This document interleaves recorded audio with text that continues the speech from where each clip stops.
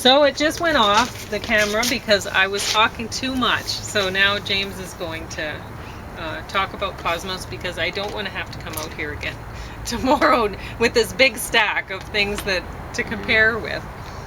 But if you're watching this and you're like, oh, I want to find out more about nature and solar panels and stuff, well, you're going to find out more. You're going to find out more from all of these things. So, yeah, watch them all. Why not? It's fun. So somewhere in the fourth disc, Yeah. there were 3 different parts, but in one of those parts, he's giving a kind of like a recipe. It's supposed to be 5 different things. I wish he'd separate. 1, do this. 2, it's like the 5 commandments for good scientists. But I'll try to do this without too much overlap because it seems like some of the things were over. Question authority. Okay. Like if we had someone like a big spit house fly on the wall, a scientist here in any variety of disciplines, like, okay, we're dealing with this now. Now we're dealing with relativity. Now we're dealing with the Big Bang Theory. They'd be questioning my authority, and I wouldn't be right in questioning their authority. So he's talking, I guess, to kids here. Question authority, but don't question his, or don't question ours. If you're doing another discipline, we don't care that much. But yeah, when it starts striking close to home, oh man, they're like Cape Buffalo. Well, he they might kind of not circle be. the wagons. He might not be. He might be really. I've Neil heard some of the deGrasse stuff Tyson that he's maybe. talking about. Like laughing at so-called primitive people for being afeared of comets. That's ridiculous. That's stunning. What would happen if someone confronted him on that, on camera? If Yeah. you were right here, like a big spit house fly on the wall, he'd be, he'd have he's showing off his double chin and all that sort of stuff. The Archaeopteryx, or whatever it was called, should have been afraid of comets. Yeah, like he's always talking about Wouldn't help. meteors coming and hitting Earth. It's comets. Wake up and smell the coffee. Or asteroids hitting the Earth and stuff like that. And the nice thing about asteroids is, they, from what I can tell, we don't see them crossing the Earth's orbit. So, early in Earth's history, it and the moon got thumped, and then they got all weeded out because they landed on the Earth and the moon and other planets and said, we don't have to worry about that. We get a visitation of a comet or something like that once every million years. Mm-hmm. Okay, question authority. Think for yourself, but like if a spit house fly on the wall were here on the wall, they'd be doing all the thinking for you. And if you tried to think for yourself, ooh, my heavens. Test ideas. Yeah, test them. He doesn't say double blind. So when so-called Sir Arthur Eddington tested an idea, it was Einstein's theory of relativity. The general theory of relativity, part of it. He apparently used instruments that weren't sensitive enough to yield any results. Of course, this was 1919. As I recall, I was around there. No, I was born in 1950. My dad wasn't even alive. Anyway, 1919, I believe it was. An eclipse of the sun out at sea somewhere, and he trumpeted this amazing confirmation of this part of the theory of relativity. Amazing. You see, he didn't do it blind, much less double blind. He had to do it. He knew what he was looking for, and guess what? He found it, even though he didn't have, apparently the equivalent to announce anything, right or wrong. But I've seen the results of something from 1923, an eclipse, I guess, 1923, and it's amazing. The results, from what I saw on it was a picture, a rendering of the stars dislocation diagram. And it's a resounding, that particular eclipse is a resounding, should have been the basis of a resounding rejection of the theory of relativity, general theory of relativity. Because the stars, yeah, their apparent position was displaced around the sun, and it looks as though the sun is something to do with the sun is causing that displacement. Some of the displacement, most of it, involved the stars looking as though they'd been moved away from the sun, or the light from the sun. But some showed kind of like this kind of motion, the displacement, kind of like parallel to a tangent to the sun, moving this way. Now, this displacement is supposed to be caused by the sun's gravitational field pulling on photons, which are supposed to have no mass but be affected by gravity somehow or another. And the stuff should all be displaced, well, away from the sun. Anyway, but some of the stuff actually, the light's being pulled towards the sun. Well, you know, being this, you know, like I shouldn't say like, but the apparent position is closer to the sun. So we've got this kind of displacement, this kind of displacement, and this kind of displacement, which is a resounding disproof of the Einstein's theory of general relativity. It's just gone at one experiment, 1923, 101 years ago. Okay, so how do you like your noodles? I like them pretty good. This is what I use. So it's ginger, garlic, and soy, and I To cook them in. yeah. And the only complaint I have about this is they cheaped out and they put soy, and I don't know why. It's not rich enough. No, they should. Yeah. Yeah, they should have put sesame. Well, sesame's It much would have preferable. tasted way Yeah, better. probably more healthy too. Lord only knows what they're doing with soybeans. Corn is another thing that they do a lot of genetic modification. Do they do it with wheat as well? Maybe a few other products so far. You just watch and learn. Yeah. Okay, so think for self, question self, test ideas. He didn't mention anything about double blind, or at the very least blind. In other words, when you get someone to do something, really you should get another person to approach someone that you know, preferably don't even know, and they approach a person to do an experiment for you. No, A approaches B, who approaches C, and you don't mention, you just mention the experiment you want done. You don't mention the results that you oh so dearly love to get. Important. A asks B to ask C, and C preferably doesn't know you, doesn't know your theory or anything like that, or the theory you're espousing. But at the very least, you know, like if there's no B, approach C, but don't say what you want the result to be or anything like that. But Eddington didn't do that, and he ended up getting the result that he wanted. This is so common in science. I'd like to think not as common as it used to be, but, you know, I long ago gave up dwelling in naive dreams. So test ideas with observation and experiment. No, one of the big troubles is observation is, it's hard to control the conditions. That's what you're supposed to be able to do or do when you deal with experiments. So the way I put that is always test ideas using experiment and experience, but he's used the term observation.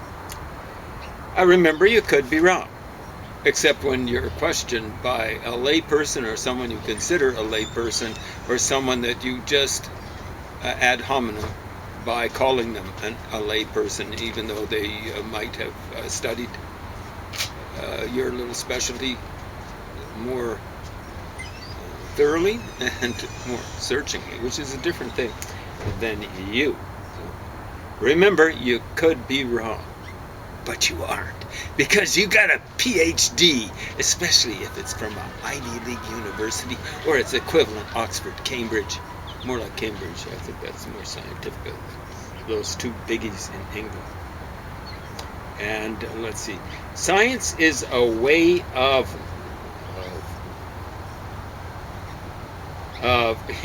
this is a Freudian slip of the lapsus calami, I think it is in Latin, calami, probably better pronunciation. A slip of the reed, or slip of the pen, but a Freudian slip. What I wrote is, science is a way of fooling yourselves and others. But I left the not out. He actually did say the not. But the way science has worked out, especially big science, it's a way of fooling yourself and especially others. And that's what Cosmos is all about, because it's propaganda for the scientific community, especially the astronomically paid astronomers out there. And don't leave it. Yeah, don't leave science in the hands of the powerful few. Well, you know, stunning. Because who are the powerful few? You know, like, it used to be the Catholic Church, the Inquisition and stuff like that. They I guess, were threatening Galileo Galilei. Yeah, it's kind of a weird name, eh? I tried to give his last name. I think his last name was Galilei. Anyway, around, I think Galileo died maybe 1635 or something like that, but maybe a little bit later. But I think as early as roughly 1610 or 1605, they were requiring he recant, and eventually he did. There was another guy, I don't know how contemporary he was with Galileo, who didn't, and he ended up getting a little hot under the collar and hot under everything, because I think he was burned to poor fella. But don't leave it in the hands of the powerful few. But now the Catholic Church has been replaced by the scientific community. And fortunately for anyone who's interested in the truth, they don't have the power of killing you, but they do have the power of taking your job, have the power of taking your life. Okay. Hopefully never. But they can definitely take your job. So you're at some sort of privileged institution, Ivy League. I'm going to mention it. Well, I'm going to mention Harvard. Arlo Shapley was at Harvard when he decided he was going to thump in true commie style. I don't know if he's a commie or just a fellow traveler. Hanging out in the left wing, Velikovsky, and he did an effective job, especially in conjunction, almost a generation later, with Carl Sagan, who was actually, from what I can tell, given this, the original program as a little reward for his hatchet job. So in 1980 apparently is when the first series came out, and it was about a year or two before then he did his hatchet job with Velikovsky. Now hardly anyone has heard about Velikovsky. Velikovsky got some major league things wrong, including thinking that Venus was galumphing around the inner part of the solar system, threatening Earth, stuff like that. Around Velikovsky dates something, a catastrophe involving a comet, around 1500 BC. 1866 would be a better approximation. That's the approximation, although I'm giving you an exact date. And so Velikovsky is wrong with the date, and he points out as a morning star, and he made the mistake, Velikovsky did, saying that's Venus. Like I always wondered, why is the morning star not the evening star? And furthermore, why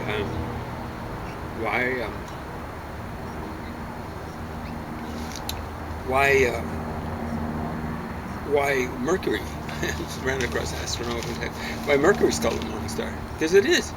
It's a morning star. Hardly anyone can ever see it. so close to the sun that just before the sun rises, some people can maybe see. It's rare apparently for astronomers to see Mercury with the naked eye. It's too close to the sun, so it just gets. And it's a very dark planet. It doesn't look so dark when the sun's shining on it and stuff like that. But it's very, very dark, even I think, by comparison with our moon. Anyway, that person.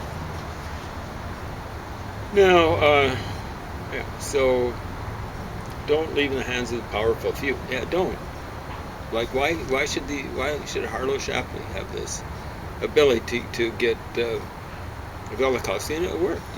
Like Velikovsky was originally going to get published by a textbook company that published other things, and Harlow Shapley had that blocked. So Velikovsky had to be published by Harlow Shapley and lots of others. They managed to get him. Well, Velikovsky managed to get published by a kind of like a popular. It wasn't quite a paperback. 15? 12. Okay. So we'll go to the third disc. The first two I'd kind of seen before. Well, no, the fourth disc, but the first two parts I kind of snoozed through. Pious Lies. Eventually, like I have an amazing appetite for stuff like that because I enjoy having a laugh or two, however bitter it might be, or they might be, but I snooze through it as already. Then I so the third disc, it's talking about the library at Alexandria, which preserved the work of Eratosthenes, estimated apparently quite well. There's some debate about the size of the earth. Eratosthenes was, I don't know, maybe 200 BC or something like that. You mentioned Pythagoras. Was it? I don't know if he was maybe. I think he actually came from much of his time in Italy. But maybe. Hypatia, which is AD, I don't know, 300 AD or something like that. She got whacked by mob. Interesting character. I don't think she was terribly original, but quite knowledgeable apparently in accumulated classical science of that day. Euclid apparently worked out of there. Yeah, that Euclid. Okay, now the Old Testament, the Septuagint, which might date to, I don't think it would be 300 BC, 250, 200 BC. So he was saying that that's the oldest version of the Old Testament extant, actually translated into Greek. It's originally written in Hebrew. Whoa! Okay, Don't trip me. so that was preserved at the library in Alexandria. Hey, So he's down. talking about this library in Alexandria. And the mob destroyed the library, so he doesn't ever mention that it was a Christian mob. Now, lots of nifty, shifty, hefty lefties going around saying, see, Christians burned the library in Alexandria, Muslims didn't. Okay. Yeah, it's not as though Muslims have a long, pristine history of preserving libraries. They've got a long and undistinguished history of burning libraries. They did it, for example, in Ujjain, I believe at least 2 times. Where is that? In India. Muslims have stoned all over the place. Not every place in the world. They're getting around to that now. But, yeah, so I ran across a guy from India. I haven't had the time to check it up, but he claimed that the Muslims burned the library and the astronomical observatory in Ujjain, India, 6 times. But the funny thing is, the Emperor of China, around 200 BC, a little bit before, apparently the first emperor, wanted to destroy all the previous records in China, just everything. I guess it included Confucius, maybe particularly Confucius, and others. And I don't know how successful he was. Some people, I think he was pretty successful. But you know, Confucius, I've got a copy of his Analects in the original, going through it, and also translated. And I've got a copy of Mencius, who would have been before this emperor. And how did that stuff survive? This stuff, you know, not everything gets burned. Some of the stuff is memorized and gets reconstituted from folks' memories, so on and so forth. Libraries can get reconstituted. It's not good, though. It's not good PR, at least with me, when you go around burning libraries. So I'm not a big fan of Muslim mobs. I'm not a big fan of Christian mobs. But I understand the Christian mobs, when they burned down the library at Alexandria, that was their own local library. You know? Still ignorant, but it's especially ignorant when you can stomp into another place and burn down other people's libraries. So yeah, the library was destroyed at least 2 times in Alexandria. Taken out by a Christian mob, and then taken out by, not so much of a mob, because when the Muslims moved in there, it's terror, but it's state terror. Crime against humanity. Even though it wouldn't have been a crime back then. Okay,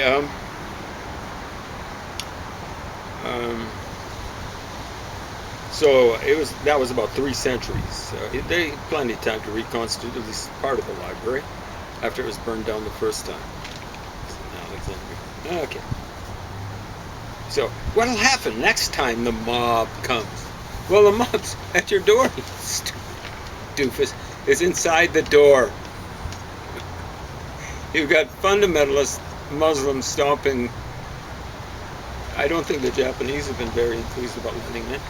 And the Chinese are actually in the process of, they're not even fundamentalists, of taking away their kids. Of course, the Chinese People's Republic of China owns a lot of places that they have no right to, and off in the western part of China, the folks there are not Confucian.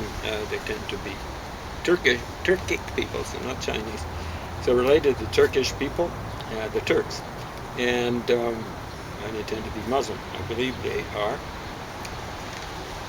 Sunni Muslim. General, might be some Shiites. What will happen the next time the mob comes? They're right. They've already got in the barbarians are inside the gates. They don't believe in your books. Your books, all of them, are what they characterize as ignorance. And evil ignorance. They believe in destroying it. Okay, then he gets down to thought experiment. He said, let's do an experiment. And I said to Pauline, I think she was kind of watching from the sidelines, oh no, not another thought experiment. Einstein made his name and infamy, not fame, on basis of thought experiments. I don't care about thought experiments. What, Einstein, what would it be like to have a ride on a beam of light? Who cares?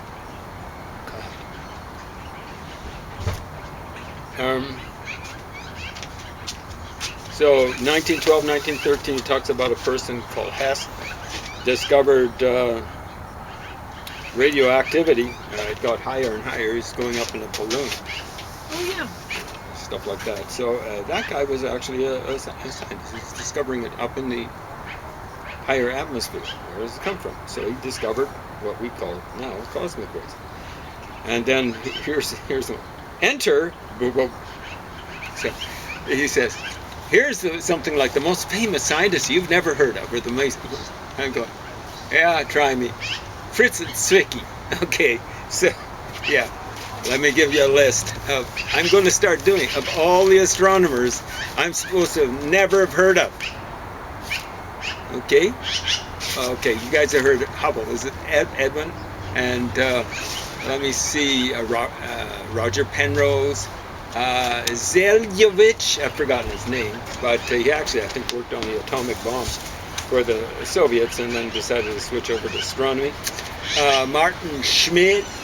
Have you heard of these folks? You see, because he's going around assuming I haven't heard of them. I've heard of them. I've even heard about the flunky called Neil deGrasse Tyson. But Carl Sagan, Harlow Shapley, You've never heard of these guys. Maybe you have. And if you have, so much the better. Velikovsky, Dave Price, Earl Milton, Ralph Jurgens. Now some of these guys are heretics, you know. Alpha. Berzelius, is he one? Yeah, could be. You know. So don't go around assuming that folks don't know this sort of stuff. Walter Bada. On and on it goes. Cecilia Payne Gaposchkin. And then her husband, whatever his first name was, Gaposchkin. Let me see if I can sum it up. Oh, this guy, Jim Gunn. You know, down in Rice University, that's in Houston, Texas. And maybe the most prestigious university in Texas. Jim Gunn. They used to say, that dude gunned his exam. So it's spelled G-U-N-N. Gun. Gunned his exam. What does that mean? He got 3 figures on his exam. That's 100%. Jim Gunn. Who knows? Who knows about these guys? Who cares? Unfortunately, I have to care about these. Alan Guth, or they probably say Guth, G-U-T-H. It's just an old-fashioned way of spelling the German good, G-O-O-D in English, G-U-T nowadays in modern German. Right? On the spur of the moment, can I rustle up a few more of the, Jules Lemaitre, the guy who really came up with the idea of the Big Bang. A guy, a very religious guy. He's high up, fairly high up, I think, in the Catholic hierarchy. Maybe even, not a priest, but abbot or something like that. Abbé, as the French say it. I think of any more, just offhand. Of course, there's famous ones like Nicholas Copernicus. Copernic, I think was his real name. Copernic, probably, is how they pronounce it in Polish. Galileo, Ptolemy, probably Ptolemaeus or something like that. Let me see if I can think of any more. Just offhand, off the top of my head. You know? Like writing down stuff, where I had a little time to think. I got over 60. Yeah, don't go around assuming, like here's Neil deGrasse Tyson. I'm smarter than you because I know more than... No, you don't, you stupid spithouse fly. How much time? 10 seconds, wrap it up. 10 seconds, there we go. Oh, wait, a minute and 10 seconds. A minute and 10, okay. So we'll end up with Fritz Zwicky. We're going to morph into it the next time. So he came up with the idea of novae, and which leads to neutron stars. He came up with this wonderful idea of neutron stars. I doubt if they exist. Supernova looks as though they exist. What they are is probably more like an electrical something going on. 25 years later, astronomers found them. They call them pulsars, okay, all that sort of stuff. They'll find what they're looking for, that sort of stuff. And if they can't explain something, they'll come up with the stupidest explanation possible. Tune in next time. We're going to talk about Fritz Zwicky.